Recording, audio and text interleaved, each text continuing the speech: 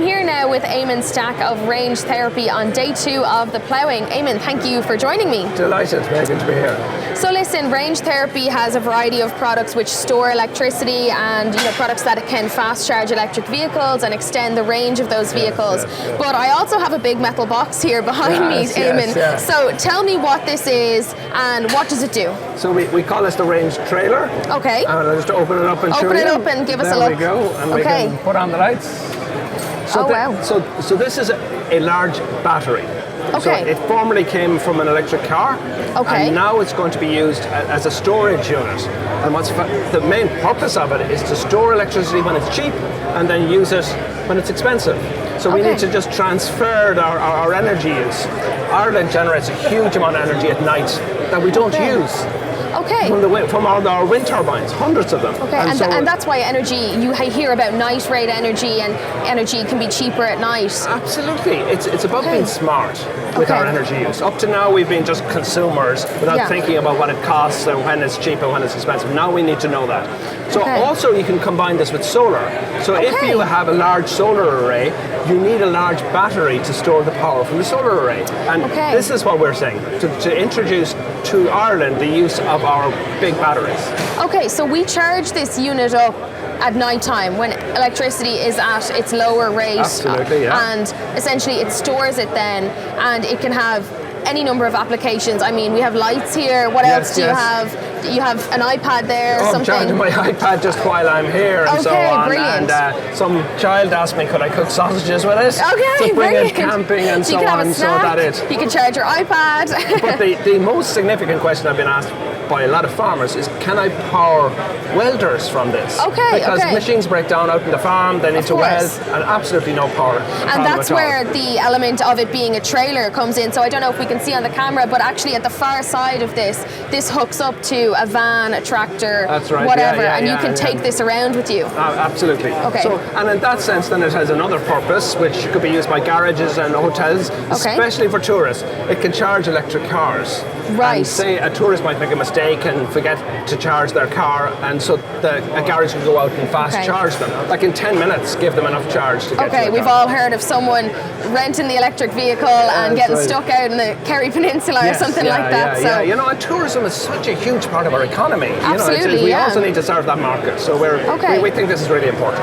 And I suppose we're at the Ploughing, looking to agriculture then. What sort of applications can this have? I know you mentioned machinery, welding. That's right, but for the farmer themselves, on farm, what can this do? We talked to Teagasc about the farming needs, and it turns out the most significant one is dairy farmers. Yes, yeah. So dairy farmers are milking their cows from 5 o'clock to 7 o'clock at night, when electricity is most expensive. So we all know now it's peak use time. Everyone's home from work and you're up at, So what we did our sums and said, could this power a milking parlour for a full session? No problem.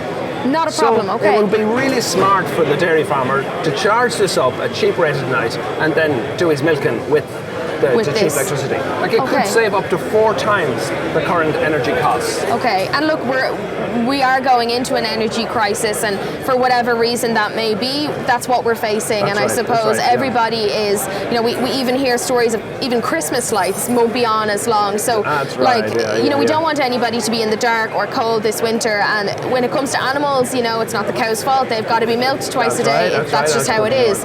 So here's an opportunity to perhaps save maybe up to 4 times on that. Absolutely. What size of a dairy farm? Are we looking at the smaller end or what size? So with the Teagasc, we looked at the midpoint. 100 cows. We think 100 cows. Okay, 100 cows. So you have a 40 kilowatt hour battery, a 40 unit battery for that. It's kind of the mid-range. And then there'll be a bigger battery for even bigger farms. So you size it to the need. Now, what's also interesting, of course, is dairy farms have very valuable product that has to be kept cold.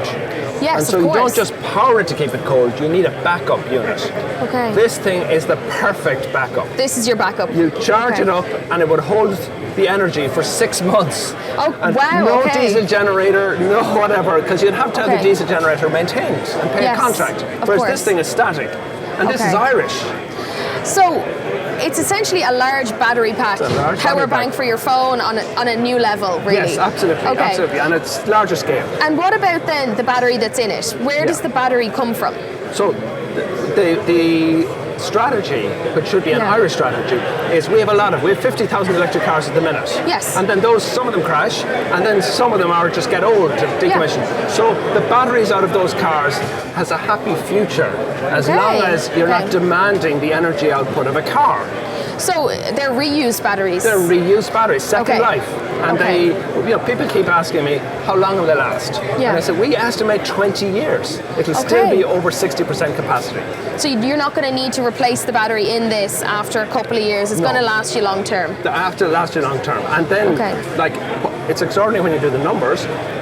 In about 15 years' time, we could have tens of thousands of these batteries in Ireland, Irish-owned batteries that need somewhere to go. Because there's a push to move towards electric vehicles. There's a scheme now for getting yourself one and all of that kind of thing. So what happens then, I suppose, when you move to an electric vehicle whatever happens, you crash, whatever, the battery is lying around. There, that's where you come in. So what might be interesting is a 15-year-old car itself might be only worth a few €100, but the battery in that car would be worth €3,000. So we're in a new economic reality here where your old car is still very valuable because of the battery. Yeah, so this is really, really new and innovative, and I suppose to maybe tell people, is this still in research and development? Is this at market? Are you hoping to get to market soon? Where are we at? No, that's a good question. So this is a prototype. In some ways it looks nice, in some ways it looks prototype. We think we have another year and a half to improve the physical structure and then to improve the software and electronics before we get to pre-production. And then what we want to do is get those pre-production units out into the field to be tested. And to do that, we need support and funding. Of course, So we do. Now, the other thing what we do is the SEAI give grants to people to buy batteries. So we want to negotiate with them so that when it is on the market, that people who want it, for their dairy farms, for their B&Bs and their hotels, they can get a grant to purchase it because energy storage is in the national interest. Absolutely. I mean, it's definitely going to be in everybody's interest. It's definitely something we were already looking towards in terms of, sustainability, climate change. We were already looking to move away from that fossil fuel powered energy. But now, I suppose, with various geopolitical events and things like that, looking to something like this in terms of in a time of energy crisis, it's definitely you're obviously going to push to keep developing this and an interesting road ahead. So can I tell you, it has one party trick. So give us a look. Its little party trick, is that at midnight it checks the weather forecast. And so it makes a decision. It's got a little bit of smarts, and it decides, is there enough sunshine tomorrow, hoping Jerry Murphy got it right, to power my work tomorrow, or do I need to just plug in and get nighttime electricity? So we think this is a very strategic use, especially because we're in a place on the planet where the winter and summer lights is very, very different. That's true. So it's nearly helping the user, the owner, to make that decision, because your regular person may not know, that's enough sunshine to power it. So this will help you with that decision. Absolutely. Wow. So the internet is great. That's amazing, Eamon. And listen, to yourself and everyone else who's involved in the business, very best of luck. I think it sounds very interesting, and hopefully you get a lot out of the ploughing over the next 2 days. Fantastic. Thank you very much for joining me. Thank you indeed. Thank you.